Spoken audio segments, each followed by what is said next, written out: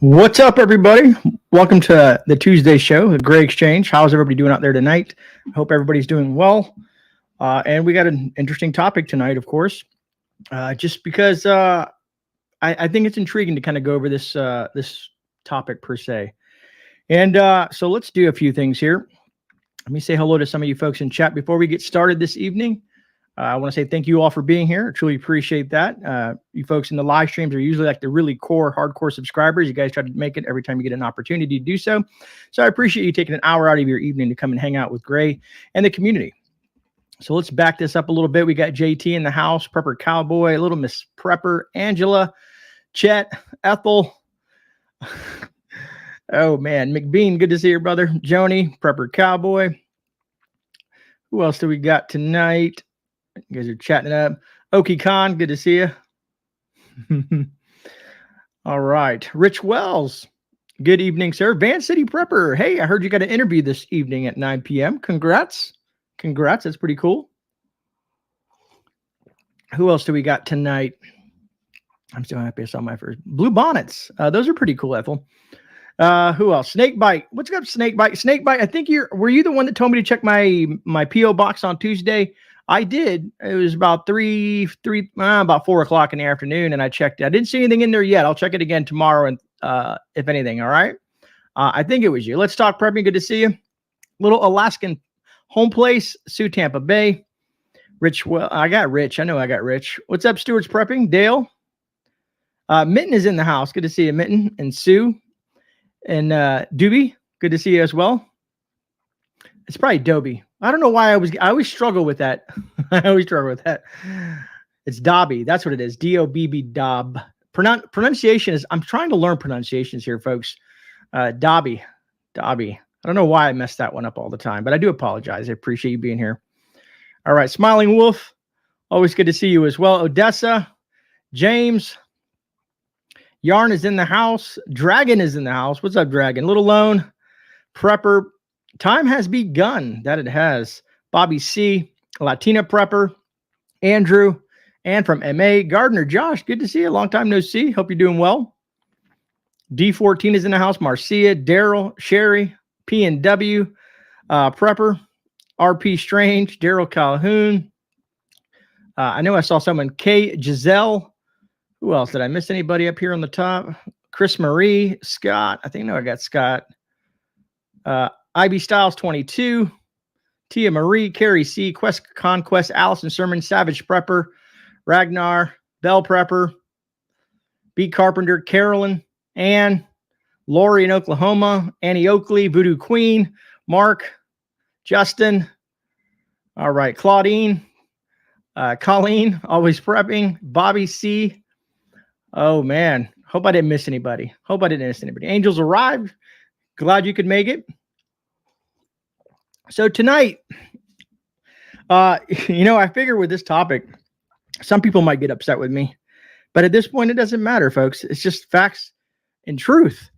And I'm going to be bluntly honest with you, folks. This is not my material. I've been looking at YouTube for a while and trying to understand how everything works with YouTube. And if I'm sitting here talking about the world is going to end tomorrow. And you better buy this and get that. And if you don't, you're going to die thing. I can get lots of views. I can get a ton of views. And sometimes I think that takes the focus off what's truly important. So I've been digging for information. Thank you, Little Miss Prepper. What's up, Alien Hawkeye? So I've been thinking and looking for information in regards to keeping your eye on the ball, kind of stuff like that. Well, I found an article, and come to find out, he also has a channel here on YouTube. So I'm going to give him all the credit for the discussion that we're having here tonight. And if you can go check out his channel. The more people out there spreading the message of preparedness and things that are really important, I like to share those folks out. So that being said, but first, before we get into it, I want to get into a little funny thing, because I want to let you guys know I just found out today we have a new vice president. You guys are probably wondering, Grey, who's the new vice president? Well, let me share that with you. Let me share that with you.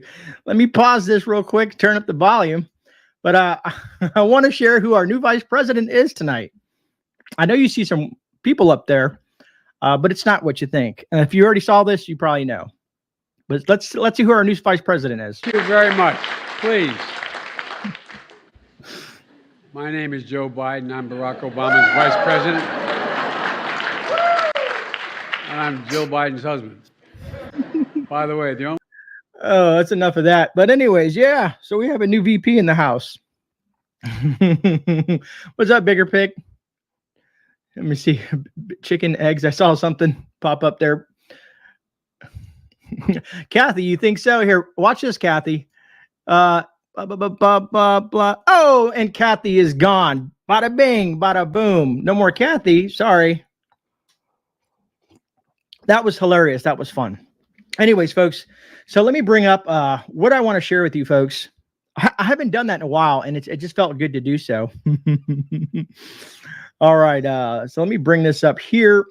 So where is it at? I want to show his channel first before we get into the fun stuff here. Like I said, it was really interesting to hear his point of view and to find that article. So this is his channel here. I don't know if I can make this any bigger. It's called Skilled Survival. I just happened to come across it just the other day when I'm looking for some research and whatnot. And that's it. All gone. You know, I've been looking through his content, and like I said, I found him through this little thing that I'm going to share with you folks tonight. So, and his link is down in the description, along with the article that we're going to be going over, because you got to give credit where credit's due. You know what I mean?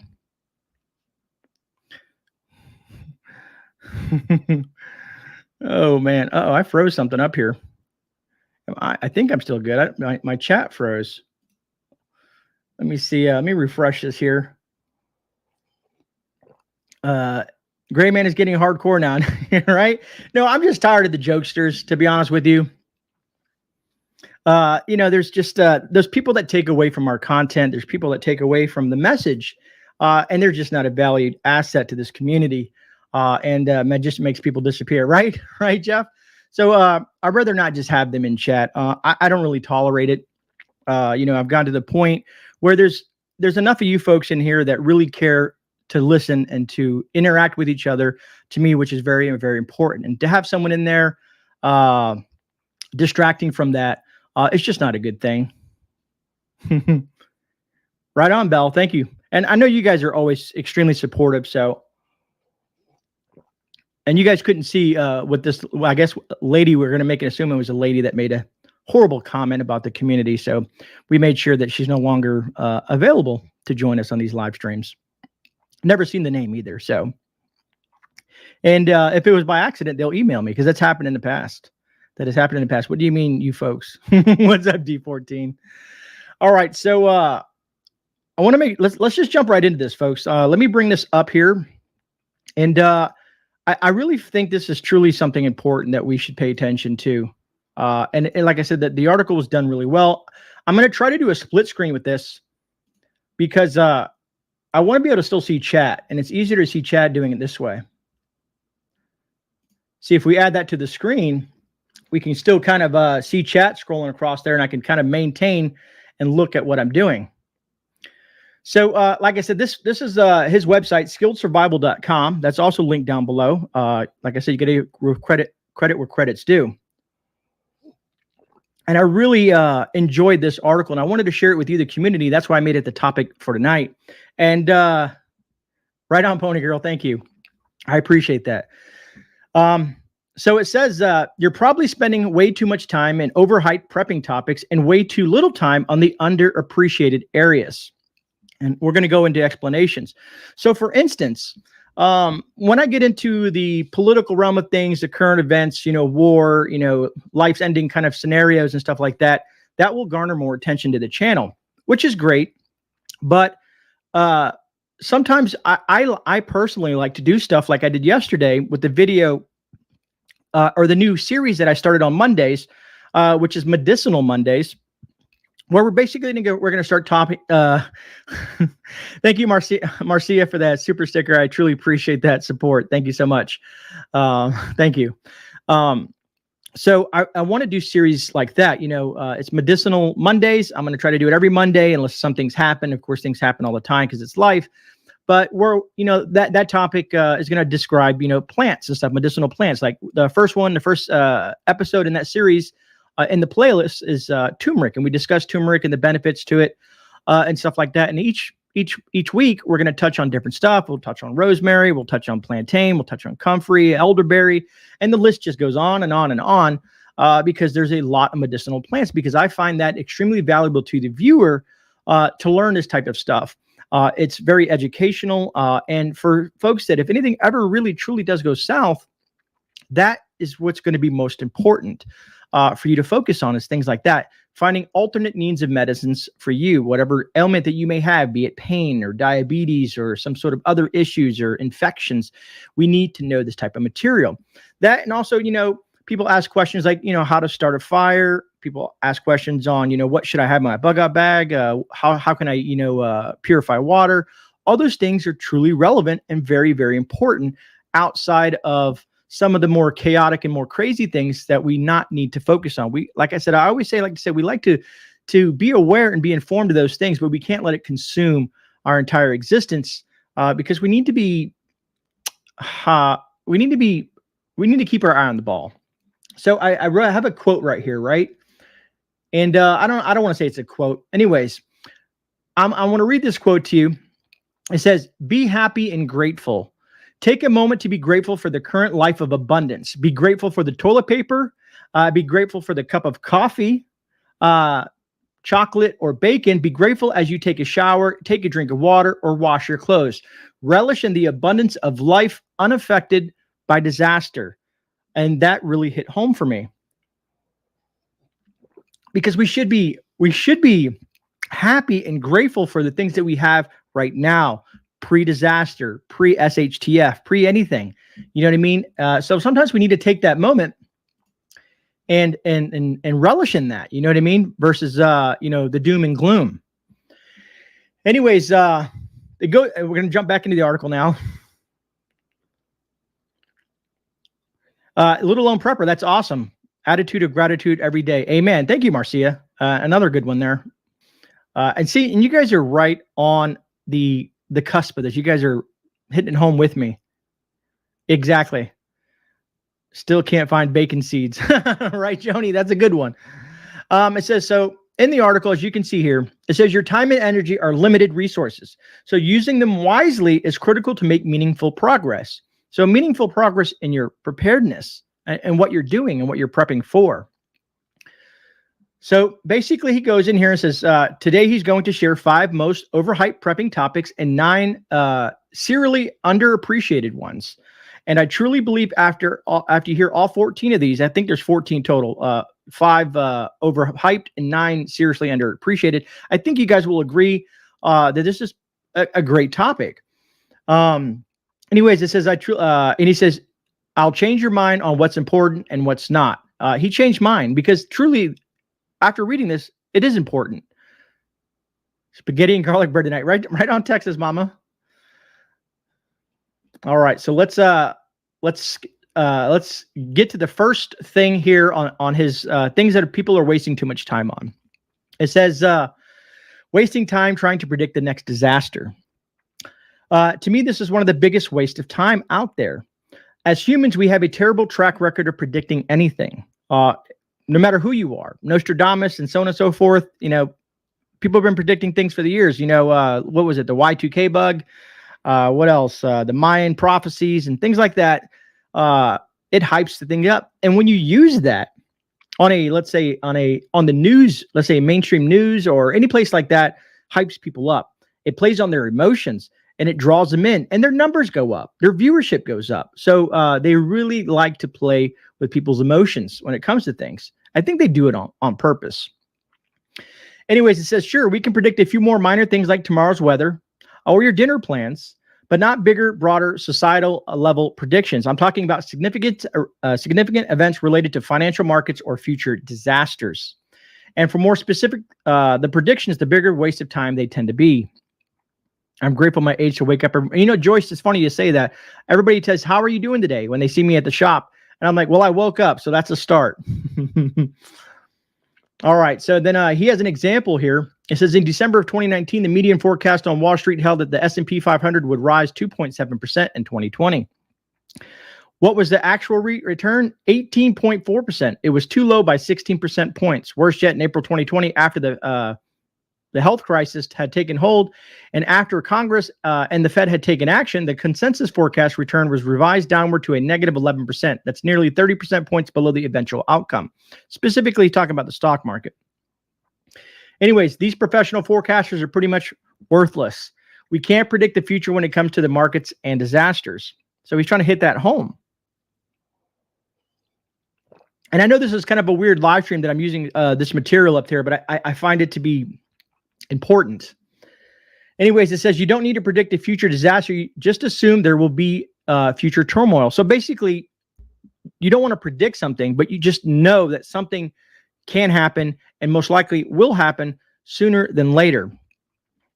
Anyways, it says, okay, let me skip past that here. I don't want to read a quote.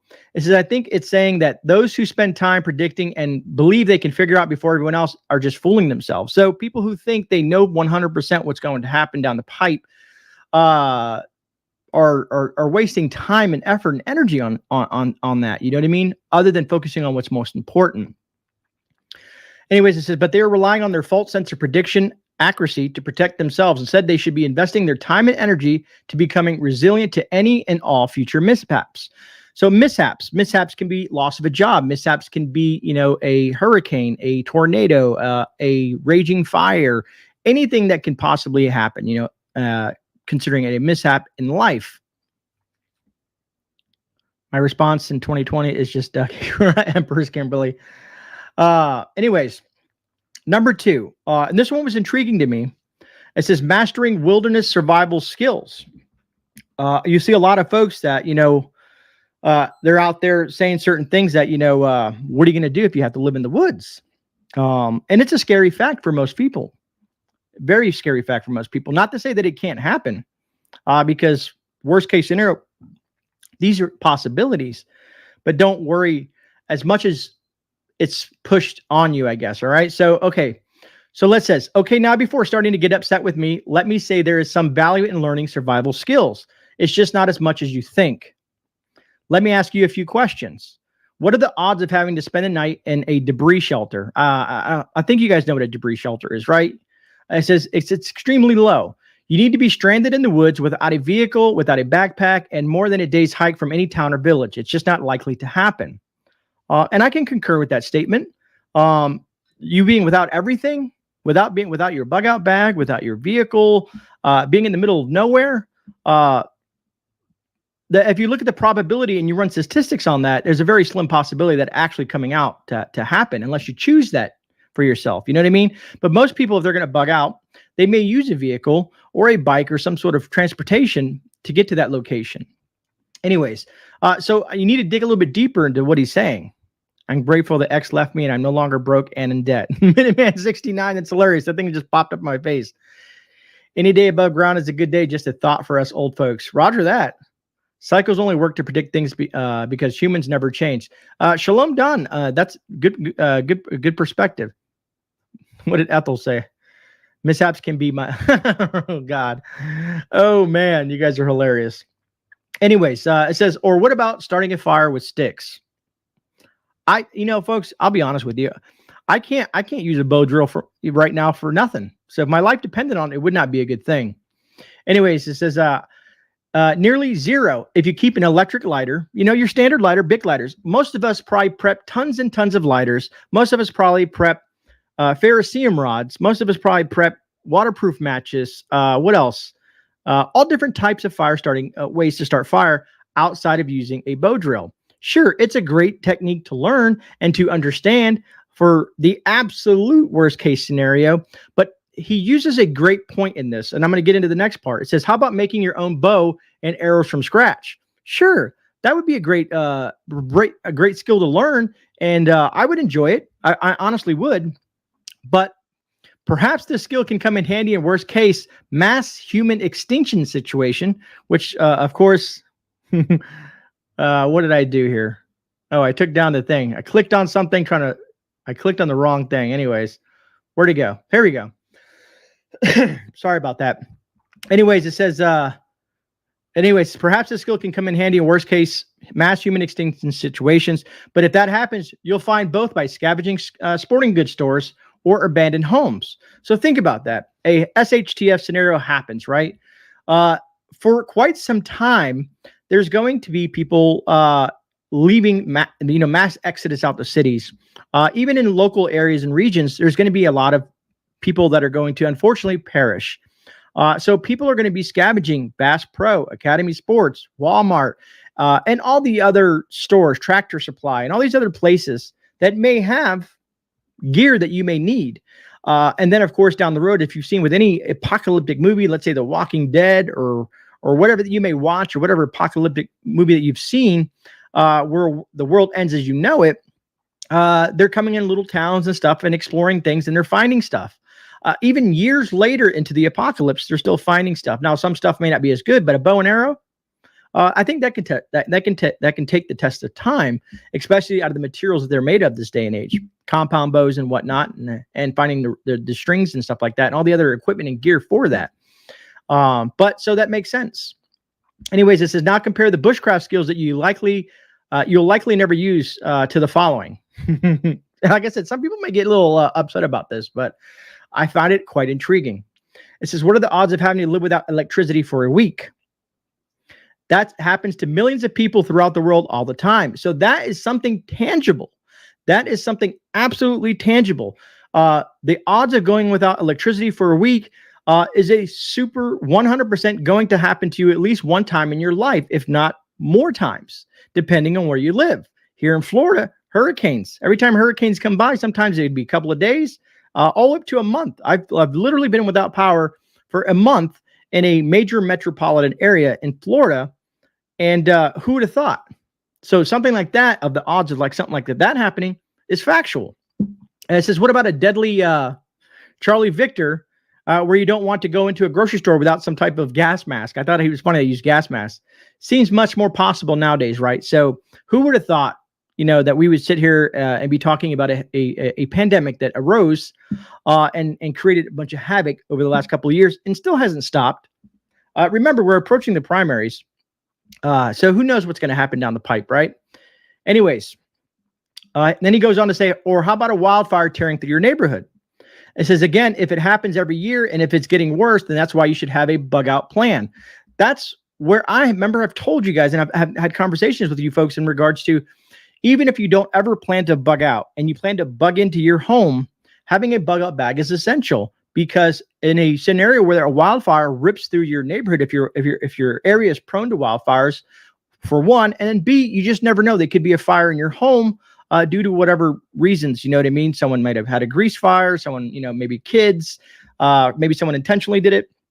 Having a bug out bag is truly an essential aspect for me in the for emergency preparedness. Excuse me. So it says, he finishes this up by saying, so unless you become unlucky and end up stranded on an island, most bushcraft skills are just a fun hobby at best. They are mostly just for entertainment purposes, like the video below. And basically, he's showing a video where, people build a house out of nothing. Again, I can see his perspective where, it's cool to build a primitive to build a primitive shelter. It's good to know how to build a primitive shelter if you have the time, but the time that you may use, you are trying to understand and practice that skill, you might be taking away time for things that are more important.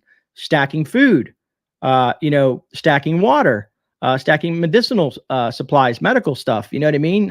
Over-the-counter medications, and the list goes on, gauze, you guys get where I'm going with that, right? What's up, Johnny Finance? Good to see you. Van City Prepper. Yeah, exactly. This is spot on. So then he goes into number 3, buying all the latest survival gadgets. We get all these kinds of cool stuff, flashlights and things like that. Some are necessary, others are not. I've been through this, folks. I have so much random stuff that I've actually packaged up and given it to friends of mine that I'm trying to get into prepping because I bought stuff that I really truly didn't need and wasted money on that when I could have been focused on something that was more important. Anyways, he says, I do enjoy checking out all the latest survival gear and gadgets that come on the market nowadays. It's cool to analyze them and even test them out from time to time, which I love to do so too. So let's say when I do a review of, let's say something like this, when I do a review of comms or radios, it is important. You know what I mean? Comms are going to be very, very helpful in a situation, in a grid down situation or a emergency situation, right? Sorry, why do I keep on doing that? I keep on clicking off on that. Oh, because I'm trying to click on the chat. Okay, I'm gonna let the mods handle the chat. I can't. Every time I click on it, I keep on messing this up. Anyways, but okay, so what you need to do is find something that works for you. You don't need to spend. I've been thinking about this, folks. I've been looking at digital technology, and when it comes to radios, those radios cost $300 to $500. Then I told my wife, I said, hey, what do you think about me buying a sat phone? She's like, what do you need a satellite phone for? I said, well, if I'm stuck in the middle of the mountains. She said, she looked at me and she says, are you crazy? She says, when do you plan on being stuck in the middle of the mountains? And I said, I don't know. I said, it's really cool. It's only $1,500. And she says, no, you're not going to go and spend $1,500 on a satellite phone. And that was a good choice. You know what I mean? Because I see things and I watch videos and I'm thinking, wow, that would come in handy for this scenario, but I'm truly probably not ever going to be stuck in the middle of the mountains. If I ever hit that scenario, I'll wish that I bought it, but having other forms of communication, I think I can figure it out on my own, being that with comms and other different types of things that don't cost as much. So instead of spending $1,500 on a satellite phone, I could use that $1,500 and buy, let's say, a generator. Or let's say some sort of solar panels or things that are relevant to here and now in my situation. You know what I mean? Instead of thinking that I'm going to be stuck in the middle of the mountain somewhere where I need a satellite phone. What's up, Northern Girl Hobbies? Good to see you. Anyways, it says, but again, these fancy new gadgets are not likely to be the gear that you need most. Most essential survival gear has already been invented.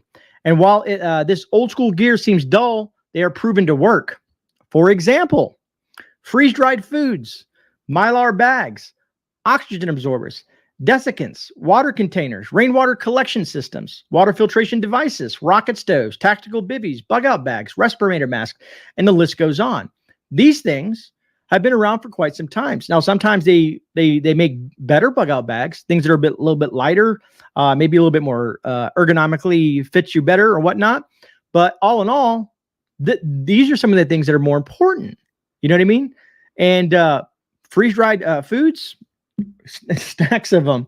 Mylar bags, buckets, that is just to think about how much money you could save if you focus on just that kind of stuff on food preparedness, because food, water, medical, and certain things like that are truly, truly what's important. I appreciate that, Kitsy Witsy. I do. I truly do. And like I said, that's why when I read this, I have to share that. I was like, I have to share this with my community and give the gentleman over at skilledsurvival.com credit for this because this is truly great information. Because I know a lot of people do this, and a lot of people have been asking me. They get so overwhelmed when they get into the prepper verse of things. They start watching all these different prepper channels, and they're like, man, I need this, I need that, I need all this stuff like that. I got to stack this, I got to stack that, and it just consumes them. And for some folks, it may even put them in debt or create a division in their family because they're spending so much money on all this stuff, and their partner or somebody else is like, what are you doing? And as Rudy says over at Alaska Prepper, slow and steady wins the race. You know what I mean? So if you can, find ways to cut out things that you necessarily don't need. So let's say you go out to eat 3 times a week, or let's say you go buy Starbucks a couple of times a week, and you spend $50 to $100 in that stuff like that, and say, well, if I just cook at home and save that money, and then take that $100 a week or $50 a week, whatever it equates to, and go buy some extra canned goods, or go buy something that you're really, if you don't have a bug out bag, say, okay, I'm going to save up for this bug out bag, and then buy the gear that you need for it. Hopefully that makes sense to you guys. What's up, Prepper Book Club? Good to see you. Anyways, it says these are older but proven technologies that are much more important than, let's say, the coolest survival gadgets you see coming on the market today. Thus making most of the latest survival gadgets an overhyped prepping topic. So it's like me saying, okay, here we have, maybe, let me see if I can make myself bigger here. Is it this the one? Yeah. So let me see if I can make myself bigger here. Maybe I'll keep it this way. This is kind of easier to see. So I'm saying, okay, so I've had this knife forever. The K-Bar Becker BK2 has been around for quite some time. This knife works great for me. It might not work great for certain people. I can pry stuff with it. It's just a great knife. And I probably should do a review on it, even though there's thousands of reviews out there. But maybe you folks on the tube want to see me do a review on this. But all of a sudden, the Becker BK3 comes out. And it has a different type of handle on it, some different steel, or whatever the case may be, and it's double the price. Do I need it? Probably not, because, I mean, come on, folks. And you guys, I've done this before, you know, just how many knives does Grey need to have, you know, in his drawer? How many knives does Grey need? I can't carry all of them.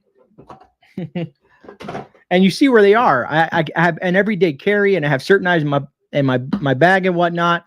But I'm just as guilty as doing some of this stuff. So that's why it kind of hit home with me. Anyways, okay, so let's move on. This one's my favorite one so far. Out of the 5 things that people pay too much attention to. You need all those knives, all of them, right on Prepper Book Club. So it says paying attention to overly fear-based survival products. So products that are based on fear. It says, and like I said, this is his perspective. No, I do agree on where he's coming from. It says, I hate hyper fear-based marketing. Perhaps you know what I'm talking about. It's those 30-minute video sales pitches that tell a doomsday story, or often 3 stories about a third world country or something, or the coming of apocalypse. Ancient biblical predictions are being proven today, and end times are here. The reason these marketers do this is because it works, but it's not accurate. It's a fear-based story to get you to buy their product and reduce the discomfort they created. In my opinion, it's not ethical, and it's pure manipulation. It works because it preys on humans' attention filter. You see, we don't have the mental capacity to consume even a fraction of all the available information that's out there.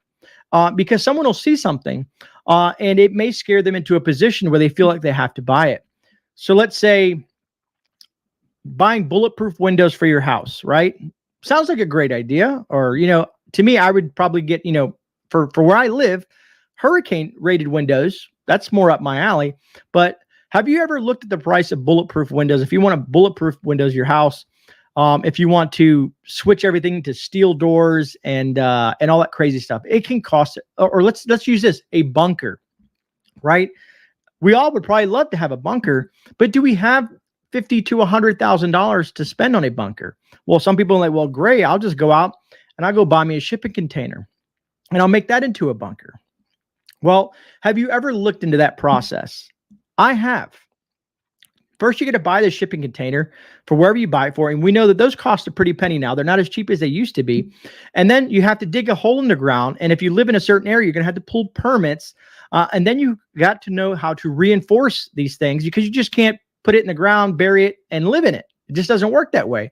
You got to run air filters. You got to build it out. You got to reinforce it. There's so many other things that come up with building a bunker, because World War III, nuclear bombs are going to fall, right? That just saying that term right there freaks people out. So people are in fear that a nuclear disaster is imminent. So they may take their life savings and go and invest $100,000 into a bunker that they may not use. But the probabilities of that is probably not going to happen, because even most world leaders, I'm not saying it won't happen or it can't happen, but the probabilities of it happening anytime soon, even with what's going on, because everyone knows, every leader of every country, even some of them are crazier than others, know that if once that happens, it's a world-ending event. There's no, I'm going to push the button and I'm going to send my nuclear weaponry to this country, and no one's going to do nothing about it. It's going to be an all-out devastation. You know what I mean? It's going to be a life-ending, as we know it, on this planet event. But again, the possibilities that happen, probably not as much as you would think it would happen. Some people they've built it up lately, saying that nuclear war is imminent. But if you look at the current DEF CON level and all that stuff like that, it's actually not where you would think it's at. Anyways, and I hope I'm not upsetting anybody by saying some of these things, but it's facts, because things that we should be focusing on is like gardening, or learning how to can, learning how to use a dehydrator, learning medicinal plants, learning how to store foods for long periods of time. There's certain things to me that I want to spend, that people should spend more time on learning versus spending $100,000 or more on a bunker. Does that make sense, folks? I hope it does. Anyways, like I said, some people may get upset about this material, but it is what it is, right? Anyways, it says, where did I leave off in this article? It says, it says, so we use a simple filter to ignore the mundane, boring stuff and only allow the most dramatic and exciting stuff to get through. Kind of like YouTube. Some people probably don't want to sit through this live stream and listen to me ramble on about this stuff. They want something exciting. They want something, that the world is ending, that this is going to happen tomorrow, that, chaos. But no one wants to sit through the boring stuff. I don't consider it boring. I don't consider learning about gardening boring. I don't consider watching a video on teaching me how to can boring. I don't, videos of medicinal plants, and all the, how to do compost, how to raise chickens, how to raise goats, how to do propagation, so many different topics. I find that truly interesting to me. Maybe it's just me. I'm pretty sure a lot of you other folks may agree that it is very interesting, and it's a skill that we need to learn. I watch videos on sewing. I watch videos on all kinds of different things, plumbing and mechanics, small engine repair, things like that, that most people probably don't want to sit through a half hour or so of this content. How to cook bugs. Right on, Daryl. Montana Sky, I agree. Empress Kimberly, I appreciate that. I appreciate that, Pony Girl, as well. Knives and flashlights are a must. Odessa, agree. There's certain things that you must have. And as you can see, as you just said, knives and flashlights are very important. And I have those. But do I need to get the 1 billion lumen flashlight that costs, $500? Do I truly need a billion lumens? And then do I have enough power to power that? Do I have the batteries for that? Probably really don't need it. Having a nice headlamp, a couple of nice flashlights, with a decent amount of power, ways to recharge them. Let's say you have, let's say a power brick or something like that to charge it, or even better, you have something like this, which is one of my favorite things, is a solar power brick. You know what I mean? These things are great because it's power on the go. Now, and I'll be 100% honest with you. These are great. Charging them in the sun does take a lot longer than you would assume. It's not going to charge like plugging it into the wall, but this is great to have because I can charge a phone. I can charge, I have a little charging port for my USB for the batteries that go in this flashlight. So it works together. So knowing when you're preparing for something and you're buying something, knowing what works together, and having something that does more than one thing. I know a flashlight is kind of one thing, but you get what I'm saying. This can power multiple different things, just like a Blue Yeti or any other solar generator. It's good to have because it can do certain things, and that's a high ticket item. If you ever look at a Blue Yeti or a Rock Pals or a Duracell or whatever, you're going to pay a good penny, but it's an investment because here in Florida, it's the sunshine state. Let's say you live in another place where it's very sunny and things can go south. Now, let's say if I lived up north, if I lived in Wisconsin, Alaska, any place like that, to me, a wood burning stove would be a must. Ways to heat myself would be a must. Here in Florida, ways to cool myself is a must. So you can see how there's certain things that are more important than me going out and spending a couple $100,000 in a bunker. Anyways, it says the more dramatic the news, the more we listen and give attention to it. It's hardwired into our brains for evolutionary reasons because those who paid attention to a wild animal attack survived.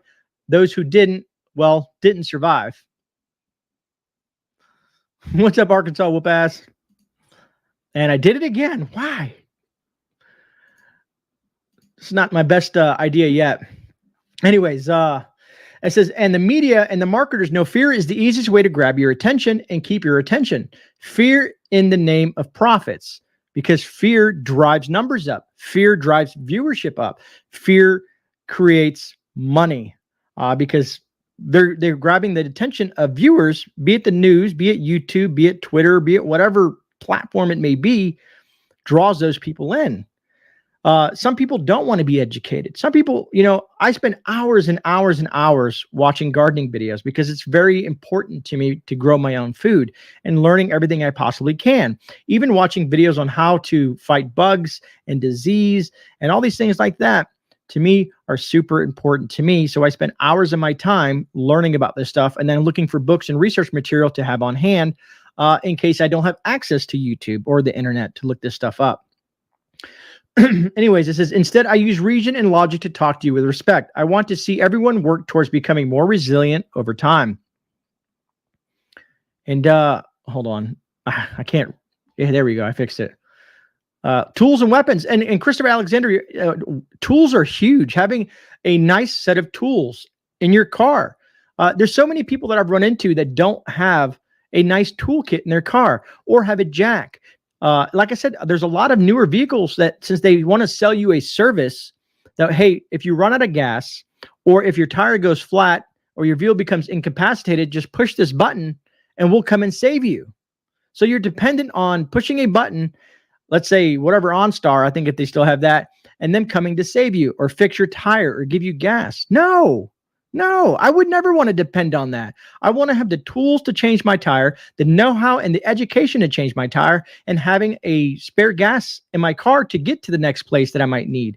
And let's say having spare belts or spare parts that you know how, learning how to work on your car, be it male or female or child, to have that knowledge that, because you cannot always depend on pushing a button or some great person is going to stop on the side of the road and offer you them help. There's some out there. Jeff does that for a living.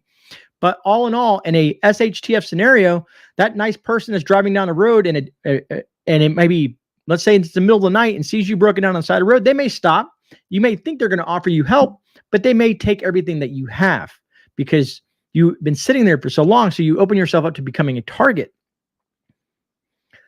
All right. All right. So it says, if everything you hear is the end of the world, scary and fear-based, and there's $37.95 product is the only solution to the problem, and everyone who doesn't buy it will perish tomorrow. So imagine, have you guys ever seen a video, a commercial that says, if you don't buy this $40 product right now, and this situation happens, you will die?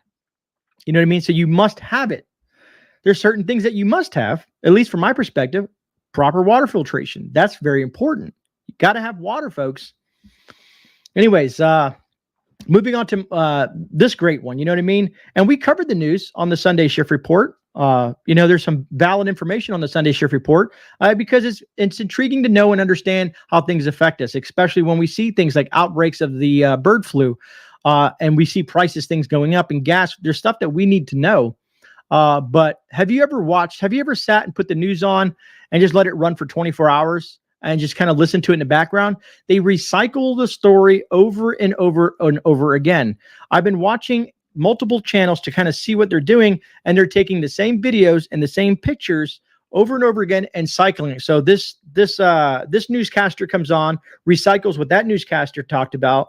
Then another newscaster comes on and recycles what that newscaster talked about. So they keep on talking about the same thing.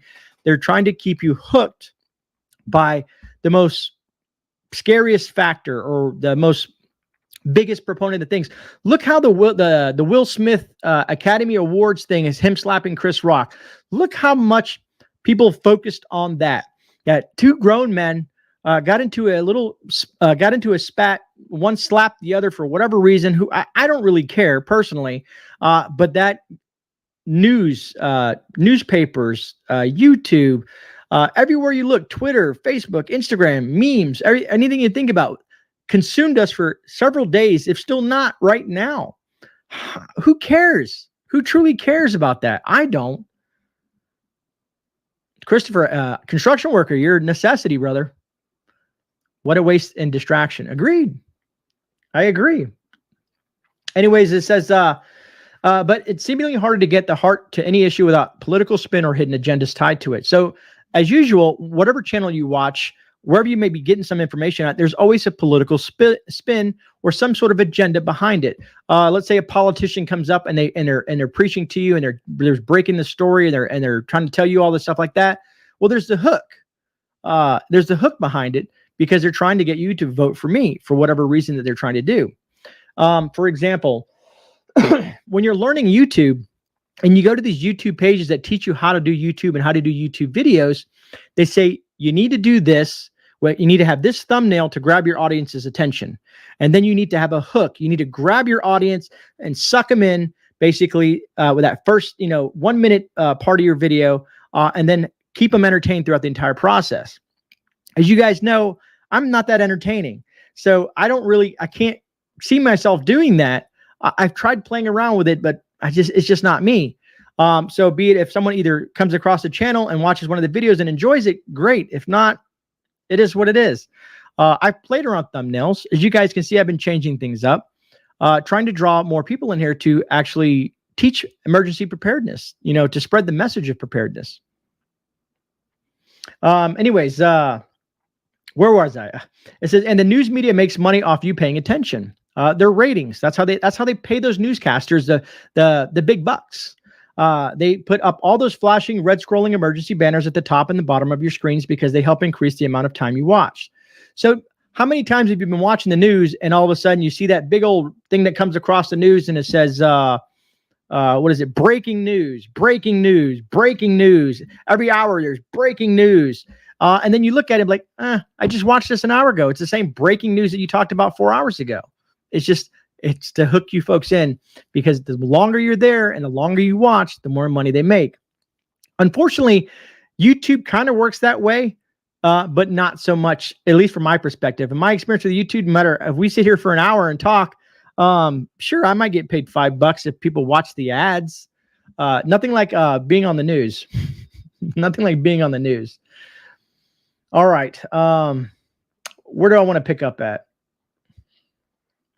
Number 6, as I'm watching the time and I'm running out of time. Where was I at? I want to pick up something here. Here we go. It says, stop. Yeah, okay, you guys can still see that. It says, stop spending so much of your time consuming news and trying to predict the next disaster. Instead, reallocate the same time and energy into activities and self-improvement that have a real impact when a future disaster arrives. So basically, from that statement, what I gather is, you might want to stay up to date. You want to know about what's going on, and you want to, let's say you want to spend a little bit of time and kind of get some information, but don't let it consume you. Don't let it take you away from your gardening. Don't let it take you away from your canning your meats or your vegetables, or freeze drying your foods, or whatever you may be doing that's really important. Like I said, you want to be in the know, but you don't want it to take up so much of your time that you're taking away from things that are really, really important. And this is, I want to make sure I get to this. Don't ignore the prepping basics. Okay. And I love how he states this part right here. Truly, this really hit home for me. It says, prepping basics may seem boring to some, because I get that. Whenever I do videos about basic prepping things, the views don't get there. Maybe one day they will. Maybe if I grow enough, they'll get enough views, which is great. But I'm not going to consume myself with worrying how much views I get. You know what I mean? It's in the beginning, I was like, man, I got to get subscribers. I got to get views in order to be successful. I don't think that anymore. I honestly think that whoever decides to land on a channel and finds me and enjoys my content, that's awesome. I can't always in my head worry about, do I get enough views on this video? My main concern now is when I put out a video, I hope it helps someone.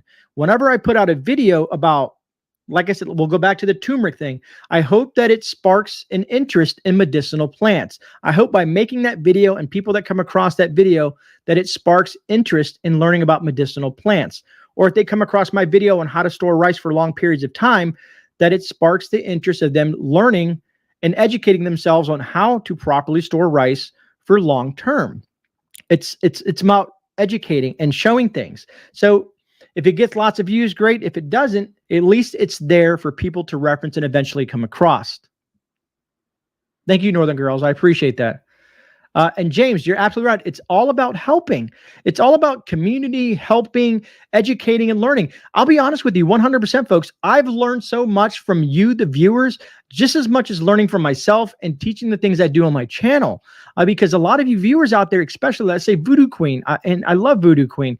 She has this thing on our Discord, herbal recipes, and she breaks everything down, how to make tinctures, what kind of plants to use. She is super smart when it comes to this stuff. And I've learned so much from reading her material, and even taking notes and copying and pasting in my own folder and printing them out so I have them. We can learn from each other. We're a community. It's not about me having a channel. It's about us building a community together and learning from each other. Let's say, some people said, what was it? Some people said that, what was it? God, I wish I can't remember the name. I'm lost my train of thought. Sorry, but someone said I'm in the construction business, right? That is an awesome trade. Learning how to do construction, plumbing, sewing, all those necessities, those skills that would be extremely valuable in let's say a MAG, a mutual assistant group. That's very important. Anyways, he goes to say 2 weeks of food, 2 weeks of water, medical supplies. Yawn, because that's how some people are. They'll see like, oh, food, yeah, water, and they'll watch 1 second of it and then move on to some sort of fear porn.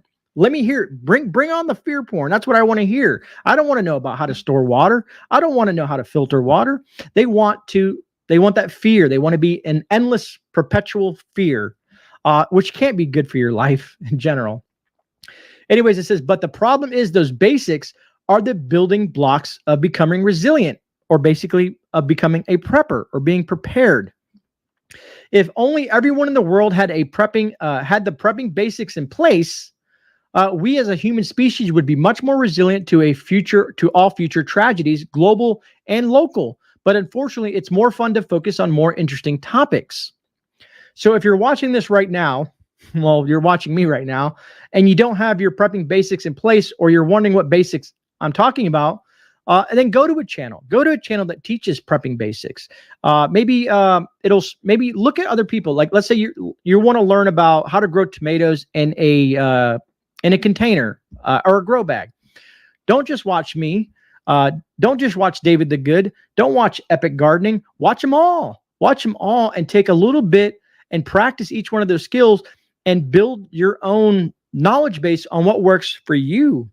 Let's say I'm in zone 9B for my gardening, so I have to hyper focus on what works for me in my area.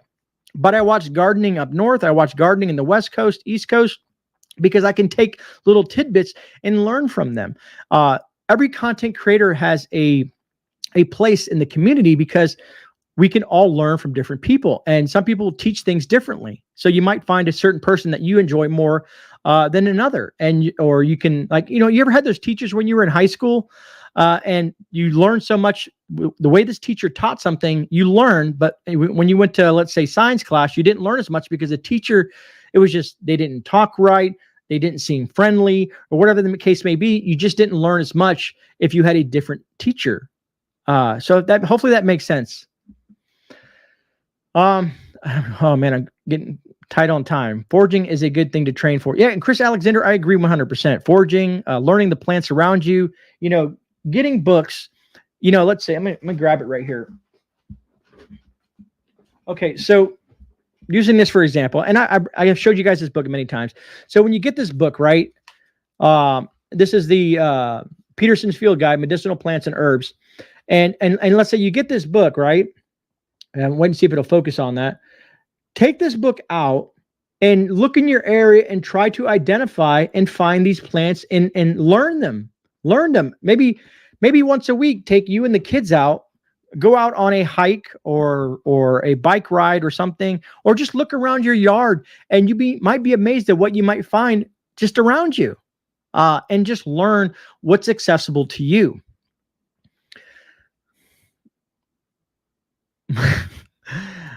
See what you made me do, Dragon?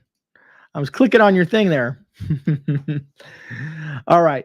Anyways, it's honing your situational awareness. A lot of people have spoken about situational awareness, and situational awareness is very important, folks.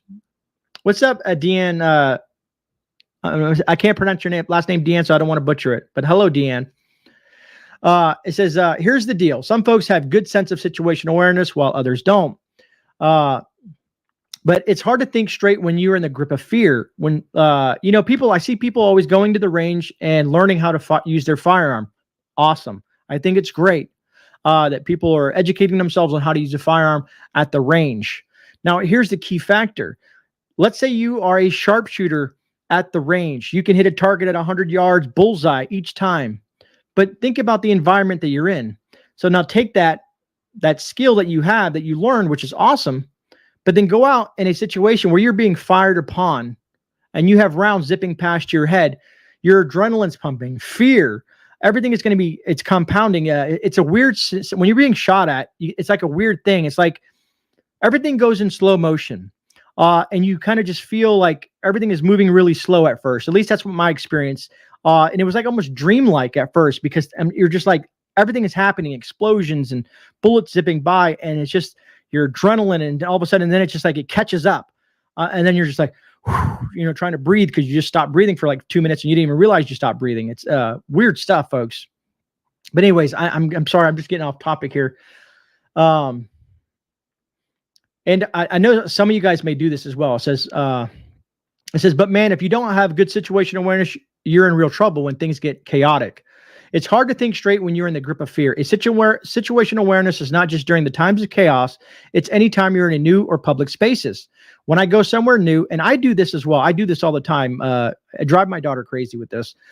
She says, I take stock of the situation, like learning the place's layout before I relax and enjoy myself with my family. Know where the exits are in case there's a fire or in case there's a mass shooting or something alike. I want to take stock of the folks I'm with and keep an eye out for anyone who doesn't quite belong. So always kind of skimming the crowd, skimming the people around you, something that looks out of place. And you want to focus on that. You want to make sure, because something that looks out of place might be weird. And if you get that gut feeling, then you might want to remove yourself from that situation before something happens. I don't know. Some of you probably have experienced that. You've ever met someone or been in a situation and you get that gut feeling. You're like, this is not right. I need to remove myself from the situation or get as far as I can from it. And then you read about something that happened and you're like, wow, I'm so glad that I got that feeling and I left that situation. Marilyn, you have a good night as well. Thank you so much for being here. It says, heck, since I've had little kids, when I go to the grocery store, I strategically park where they don't have to walk behind any cars or cross streets. Sure, it's a further distance to walk, but it removes the risk of my kids getting run over by accident. Accidents can happen all the time. And Kitsy Witsy, you're absolutely right. Use your intuition. Use all your skills that you have built up. Intuition, learning situational awareness, practicing it. When you walk into a restaurant, having your back in a certain, sitting in a certain position, being able to look at your field of view and that you can see what's coming in the door, where's the nearest exit, how people are reacting to you, trying to, engage that big picture. And if you dealt with anybody that's been in the military or any type of field like that, police officers and things like that, you'll know that you can always tell who has. Because they're looking at you and you're looking at them and you kind of get that nod that like, hey, we're on the same page, kind of thing like that. Let me try to run through this real quick. I do apologize. We're running a little late here. We got a couple more minutes before we hit that hour. I just don't want to cut in anybody else's time. I know there's some other live streams that are going to be starting here shortly. Anyways, number 9, which is very, very important. Number 9, and you guys know this is super important. Plenty of water filtration. And it says, this is so true. That's why you need to stockpile water today. It says, but what if you have some water, but it becomes contaminated or compromised? So you have water stocked up, but it becomes contaminated or compromised due to whatever reason it may be. You need to have a way to filter it, or you need to know how to purify this water. It says, if you're ever forced to drink contaminated water, you're putting yourself at extreme risk, especially during an emergency. Severe uncontrollable diarrhea is deadly during an emergency, especially if you can't get any medical assistance, because most SHTF scenarios, medical assistance is not going to come. Even in hurricanes, until the winds die down here in Florida, you're not going to get medical assistance. I don't want to go too far into that, but you guys can look it up. Police officers and EMTs and paramedics, until the winds die down, because the way the vehicles are, they're top heavy and the wind's blowing, they will not come and they cannot answer that 911 call. They have special teams, but they can be occupied by something else, and you might go hours, if not a day, without someone coming to help you. So you need to learn to help yourself. Anyways, water filtration is one of those boring, forgotten about topics in preparedness. It's one of those, yeah, I get it topics. And if that's fine, if you've got your water filtration plan in place. So if you know how to filter water, if you have a Berkey, if you have a Sawyer, if you have a membrane solutions, if you have a way to purify water, sure. You may not want to watch a video on that, or maybe you do. Maybe you want to learn a little bit more. Maybe you want to get a refresher course or something like that. But a lot of people will just be like, I don't care about water filtration, not understanding how important water is to survival. All right. Sorry, I'm trying to get through this a lot faster. I'm moving a little bit fast. I do apologize. And we can always talk about this more down the road. It says number 10, not having any plan B extreme weather strategies. Being if you're in a humid climate, hot climate like Florida, or if you're in a northern region where it gets extremely cold. It says most of the time having an abundant supply of clean water is the number one survival priority. However, occasionally this priority can be trumped by extreme weather conditions. In general, you can survive about 3 days without water, but you can perish in 3 hours or less due to severe heat exhaustion or hypothermia. So what's your plans should the power go out and force you to live in below freezing conditions for a week? Or perhaps the opposite. What about 110 degree weather with no AC? And I played with my daughter today because we got in the car. Thank you, Embers Kimberly, for that super chat. Truly appreciate your support. I didn't turn on the AC, and we sat in the car talking, and she says, can you please put the AC on, Dad? Can you please put the AC on, Dad? And I was like, imagine if we didn't have AC, this is what you would have to be in. This is what you would have to be living in.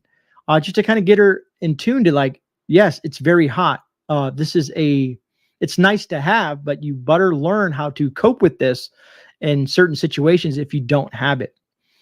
Anyways, it says you need to have a plan for these potential extremes to protect yourself and your family. Now maybe you would have a wood stove in your home and a nice pile of firewood, and you're perfect, good to go. Basically, if you live up north and you have like I said, a wood pile, you have all your seasoned wood, you have your wood stove, and you're good to go. Awesome. Or maybe you have a backup generator or a bunch of gasoline to keep it running in the middle of the summer. Like me here in Florida, I have multiple generators in case one fails. I have my solar generators, and then I have portable AC units, fans, and so on and so forth. Anything to keep us cool, because when a hurricane blows through, the power always usually goes out. And when that hurricane pulls all that moisture out, it gets very hot and muggy, and we don't know when the power is going to be turned on. It could be hours or it could be weeks, and we need to be prepared for that. Anyways, it goes, but what if these options are outside the range of what you can afford? I recommend you get some Mylar space blankets for the cold, or you could also check out building a makeshift heater with small candles and some clay pots. This is where watching certain YouTube videos come in handy. How to properly wrap yourself in a Mylar bag. Do you guys know how to? Other than putting over you, do you know how to properly enclose yourself with a Mylar bag? Do you know how to take a candle and use a clay pot and use that to expound heat? Or like when you make a fire and you can make a firewall with stones.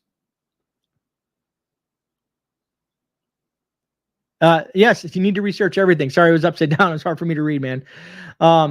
You make a firewall in your campfire, use that Mylar blanket to reflect that heat onto you, knowing how to set those things up, knowing how to put a ridge line if you're out camping in the woods and a storm comes on, and how to cope with some of these things that may happen. Because even in Florida, you can still get hypothermia, even in this environment. Anyways, it says, and for the summer heat, basements are the easiest way to beat the heat. Here in Florida, we don't have basements. If you have one, otherwise shade, a bit of breeze, and spray bottle with water, it's the next best option. So just imagine, learning, just knowing that, just educating yourself on how to deal with the climate that you're in could save your life, or could save your children's lives, or your loved one's life in general. So to me, a lot of this stuff holds a lot of value because it has to do with your life. It's so important that you guys learn some of these skills. And that's how I feel about it. You know what I mean? I want you to learn the basic essentials of preparedness before you go out and buy $1 million bunker. Maybe some of you guys are wealthy. Anyways, this is going to go into gas masks and stuff, physical fitness, and stuff like that. I ran out of time. Last one, I do want to touch on the last one real quick. like I was talking about earlier with my daughter. It says not performing simulated practices. If you ever get a chance, play the bug out role. Let's say you and your family have to bug out. Grab all your gear and go stay out in the backyard. You want to be safe, and use your gear to survive. Don't use anything else but what's in that bag, or shut the power off to your house for a weekend. Just spend a weekend without power and learn from that. Learn, okay, we didn't have power. You don't have Wi-Fi, you don't have air conditioning, or you don't have heat. How do using your preps and learning how to use your preps in that scenario is going to make you better prepared for when that instance actually happens. So using a simulation now before something actually happens can be very beneficial to you and your family. For example, he said he had a resilient life member who simulated a week-long power outage, kind of where I was going with that. They reported several things were mistaken about. For example, they were surprised on how much water they actually went through and underestimated their waste needs due to using water for cleanup, cooking, and pets. So some people, in a situation, you don't want to use all your water to wash dishes. So in your head, you might want to have a supply of paper plates, paper cups, plastic forks, whatever that you want to use, or things that are reusable. But you don't want to use all your water to clean with if it's the water that you use to drink. You know what I mean? Now, let's say if you have rainwater, and there's different parts to this, of course. This is not an end-all, solve-all live stream, but it's just to get you thinking that there's a lot more important things out there, folks. The basic essentials to preparedness outside of all the crazy fear of the world's ending kind of stuff. A lot of people out there, some people may agree, some people may disagree. I may lose subscribers. I may gain subscribers. But this, I believe wholeheartedly that this is truly important, what we discussed in this live stream tonight. I'm going to finish this up with, they also discovered the value of having many non-electronic entertainment options, such as board games, puzzles, and books, or card games, having a deck of cards. I kind of want to leave it at that. Let me drop this down and kind of wrap this live stream up. I appreciate that, Snakebite. Several ways to clean and purify water. Freedom. Yes, Prepper Kim, 100%. Knowing many ways. There's a lot of different ways to purify water. And having, purification tablets, having a Berkey, having a Life Straw, Sawyer Mini, and membrane solutions, or whatever that you use, a Grail. Having many, many plans to learn how to do that. Learning how to filter water out in the wilderness. If you're ever stuck out there, if you go on a hiking trip and you get lost, there's just so many different scenarios that could happen depending on where you live. If some people live in Colorado and they may hit the trails. I've heard countless stories where people get lost in the mountains and lose their lives because they weren't prepared. And that can happen anywhere. People come down from, let's say people come down from Michigan to Florida and underestimate our heat and humidity, and they're out and they go to the beach and then they go somewhere else, or they go for a hike or a bike ride, and they get caught off guard by the nasty heat and humidity here in Florida because they don't research, they don't look, okay, we're going to go spend a week in this area. What are some of the potential dangers and how to circumvent those potential dangers to ensure the safety of my family and the people that are around me? You know what I mean? Because you can't always depend on that random person to help. It would be great if the world was like that and everybody would run to your thing. But what about if you're by yourself? What about if it's just you and your wife and something happens to your wife while you guys are on a hike or a bike ride, in the woods or somewhere distant, and you don't have the gear, you don't have the education or knowledge in how to help or save her in that situation. Let's say you have no cell phone signal. You need to react fast. You need to be calm and know what to do. Just think about how appreciative that person would be, your wife, your daughter, whoever it is, and how good that would make you feel having the capability to save their life because you were prepared. Thank you, Baba. Right on, Rich. So yes, so that's going to wrap up the live stream. The whole key takeaway, folks, is please don't ever think of something as boring. When you look at certain things that are educational, it might seem like the topic may be boring, but give it a chance. You may learn something. There's lots of great information out there, and now's the time to digest and learn from that information, because it may not always be there. It just may not always be there. All right. If you did get any value out of this, please hit that thumbs up button, folks. I truly appreciate that. Other than that, I think I don't know if I'm doing a gardening video tomorrow or something else. I know I'm doing something tomorrow, so I'll be dropping a video, and then I'll see you guys again Thursday, live at 10:30 p.m. Eastern Standard Time. And we'll try to do something fun. We'll try to just, maybe we'll talk about a few things, and then just kind of do a subscriber based, you guys ask questions, and we'll just kind of shoot the breeze. If you guys don't want to talk about prepping, we can talk about whatever you like. You know what I mean? Thursday's kind of like a chill day sometimes, unless I have a guest. But we can have some fun. You know what I mean? I'll let you guys kind of decide that. You have any questions, please drop them down in the comments. I'll try to do my best to answer them. If you guys really need to get a hold of me, you can email me. I truly appreciate that. James, thank you for that super chat. I truly appreciate the support, brother. And I know how to make drinkable water out of salt water, distill it. And pray today, you're absolutely right. If you know how to make moonshine, you might have the capabilities of turning salt water into fresh drinking water. Anyways, I got to wrap this up, folks. Please stay safe out there, and God bless. This is GreyMan. I'm out. I'll see you guys on the rebound.